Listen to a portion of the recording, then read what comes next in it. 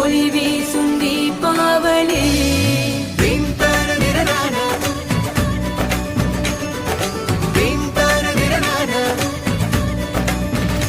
ஒளி வீசும் உலகமே இன்று உறவாக சேருமே.